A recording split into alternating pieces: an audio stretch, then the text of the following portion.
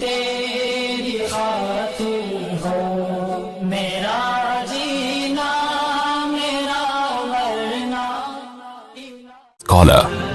کل گردوں کے ایک اسپیشلسٹ آئے تھے یہاں پہ انڈس ہاسپٹل میں, کڈنی کے سرجن ہیں, اسپیشلسٹ ہیں. تو میرے پاس جب کوئی ایسا بندہ آتا ہے تو میری عادت ہے کہ میں اس سے اس کے شعبے سے متعلق معلومات لیتا ہوں. تو میں نے ان سے کافی دیر بٹھایا, کافی دیر گپ شپ ہوئی. تو میں نے ان سے, انہوں نے اپنے مطلب کی چیزیں ہم سے پوچھی, ہم نے ان کے مطلب کی جو ان کو جو نالج ہے تو وہ میں آپ کے ساتھ بھی شیئر کر دیتا ہوں. فائدہ ہے نا, گردے تو اچھا ہی رہے تو اچھا ہی ہے نا. کیا خیال ہے بھائی؟ گردے تو سب کو اللہ نے دیے, کوئی دنیا میں گردے لیس آدمی تو آج تک میں نے دیکھا نہیں ہے. تو جو بھائی جن کے گردے نہیں ہیں وہ جا سکتے ہیں, جو گردے والے ہیں وہ بیٹھ کے تھوڑی سی بات اور سن لیں, فائدہ ہوگا ان کو, کیونکہ یہ گردے اسی طرح کام کرتے رہیں. تو انہوں نے, ڈاکٹر نے بتایا کہ گردے خراب ہونے کی ایک بڑی, نشہ تو ہے سگریٹ وگریٹ, کولڈ ڈرنک اور نشہ, یہ تو سب مانتے ہیں جانتے ہیں کہ کولڈ ڈرنک گردوں کا بیڑا غرق کرتی ہے, سگریٹ نقصان پہنچاتی ہے, نشے کی جتنی چیزیں ہیں, گٹکے مٹکے. لیکن ایک بہت اہم چیز یہ بھی ہے کہ جو وائٹامنس کی گولیاں ہیں نا, آج کل ہر آدمی کچھ نہ کچھ کھا رہا ہے, دیسی چیزیں لوگوں نے چھوڑ دی. میں بھی حیدرآباد میں ایک حکیم صاحب سے میری ملاقات ہوئی کچھ دن پہلے, میرا حیدرآباد جانا ہوا. وہ حکیم صاحب میرے عقیدت مندوں میں سے تھے, میرے بیانات سنتے تھے. پہلے وہ مجھ سے کراچی ملنے آ بھی چکے ہیں. یہ میں دیسی چیزوں کے فضائل بیان کر رہا ہوں آپ کے سامنے, کہیں یہ نہ ہو کہ آپ مجھ سے حکیم صاحب کا نمبر مانیں, کوئی کسی کی پبلسٹی کے لیے نہیں بیٹھا میں یہاں پہ. تو میں نے جتنے حکیم دیکھے ہیں نا ماشاء اللہ, بڑی عمروں کے اور صحت مند دیکھے ہیں. کچھ ہے, کیا خیال ہے بھائی؟ کچھ مسئلہ ہے ٹھیک ہے نا. تو وہ بھی ایسے 71 سال کے, اور کوئی بیماری نہیں ان کو, 71 ایئرز اولڈ, کوئی نہ بلڈ پریشر, نہ بی پی, نہ دل کی کوئی بیماری. بیگم کا انتقال ہو گیا تو میرے پاس آئے تھے کہ رشتہ بتا دیں کوئی. میں نے کہا بھائی میں شادیاں نہیں کراتا. میں نے کہا 71 سال میں آپ کو کیا ضرورت ہے؟ کہہ رہے نہیں بھائی ہم ضرورت ہے ٹھیک ہے. تو کوئی پیسہ اللہ نے بہت دیا تو کہہ رہے ہیں کوئی رشتہ بتا دیں, کوئی بیوہ ہو, طلاق یافتہ ہو, اللہ نے کا دیا مال بہت ہے, پیسہ بھی ہے, عزت بھی ہے. تو میں نے کہا بھائی میں تو وہ نمبر دے دیتا ہوں رفیع بھائی کا. تو وہ چونکہ بڑے حکیم تھے تو میں نے ان سے حکمت کے بارے میں کافی معلومات لینا شروع کی. ان کے پردادا نے ایک انگریز کا علاج کیا, انگریز کے دور حکومت میں, پردادا یا دادا. وہ انگریز بیمار تھا اور تمام ڈاکٹر اس انگریز کو جواب دے چکے تھے. ویسے تو یہ گورے حکیموں کو بالکل نہیں مانتے, ابے حکیم ایسے, ابے حکیم 2 نمبر, ابے ایسا ویسا ہی. لیکن مرتا کیا نہ کرتا, جب سب سے مایوس ہو گیا تو قبلہ حکیم کے پاس آ گیا, وہ انڈیا میں, ہندوستان میں. انہوں نے اس کا علاج کر دیا, ان کے دادا یا پردادا نے. وہ بندہ ٹھیک ہو گیا.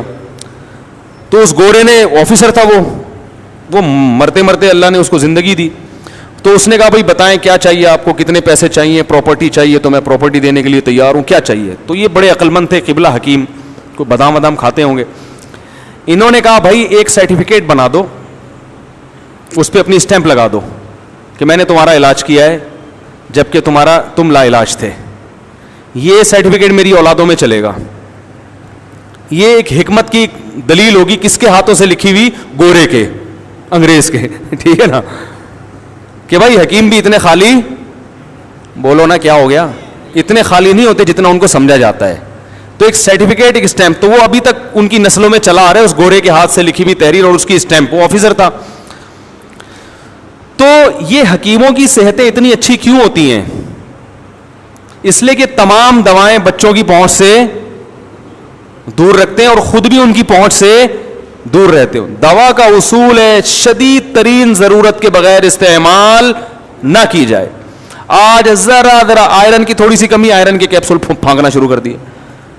فلاں چیز کی کمی, فلاں کے کیپسول. ابے بھائی آئرن کی کمی ہے تو سیب کھا لے, پالک کھا لے, اللہ کے بندے. پالک سے تو ویسے پتری ہوتی ہے, سیب کھا لے. لائف اسٹائل کو تمیز سے ٹھیک کر لے, تو جلدی سو لے, صبح جلدی اٹھ لے, ایکسرسائز کر لے, اندر کا سسٹم صحیح ہوگا تو آئرن کی کمی, کسی میں کیلشیم کی کمی تو کیلشیم کی گولیاں پھانکنا شروع کر رہا ہے وہ. جب آپ کے اندر کا سسٹم ٹھیک نہیں ہوتا تو کسی نہ کسی چیز کی کمی ہوتی ہے. جب اندر کا صحیح ہوتا ہے نا آدمی, تو جو کھائے گا ساری چیزیں پوری ہوں گی اس سے. یہ جو گندم کی روٹی ہے اس میں اللہ نے دنیا کی ہر چیز ڈال دی ہے.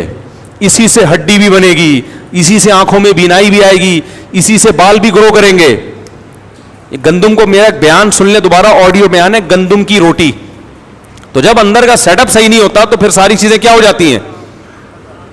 تو انہوں نے بتایا, جو کڈنی کے اسپیشلسٹ تھے, کہ یہ جو وائٹامنس کی گولیاں کھائی جا رہی ہیں, یہ اس سے بھی کیا ہو رہا ہے, گردوں میں پتھری بنتی ہے.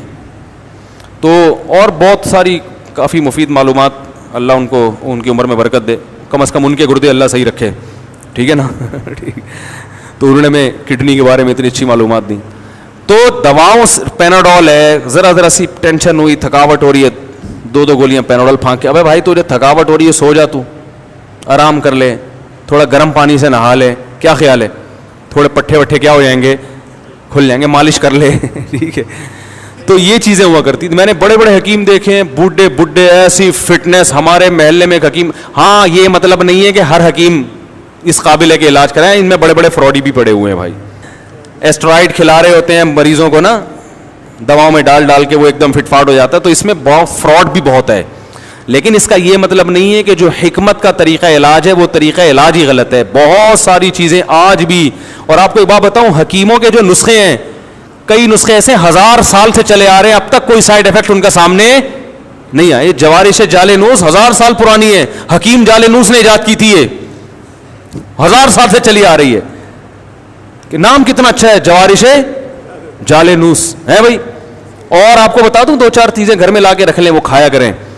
اور کیا کھائیں آپ, خمیرہ گاؤ زبان, یہ صبح ناشتے کے بعد 1 چمچہ کھا لیا کریں. دماغ کی سیٹنگ انشاءاللہ کبھی بھی آؤٹ بولو بھائی نہیں ہوگی. بنفشہ شہتوت رکھ لیں, کھانسی وانسی ذرا سی ہو, گرم پانی میں بنفشہ شہتوت ڈال کے. اور کالی مرچ کے تمہارے ایک پورا اس پر بیان ہے, پھوڑے پھنسی ہو رہے ہیں, کالی مرچ اچھی طرح چبا کے نا نگل لیا کریں, یہ سب فٹ فاٹ ہو جائیں گے انشاءاللہ. تو بہت سارے, ہمارا جو کچن ہے اللہ نے اس کے اندر اتنا کچھ رکھا ہوا ہے کہ ہمیں دوا کی طرف جانے کی چندہ ضرورت نہیں ہے. ڈاکٹر کے پاس یا دوا کے پاس اس وقت جائیں جب بہت شدید مجبوری, اور بیچارہ ڈاکٹر بھی مجبور ہے دوائیں لکھ کے دینے پر.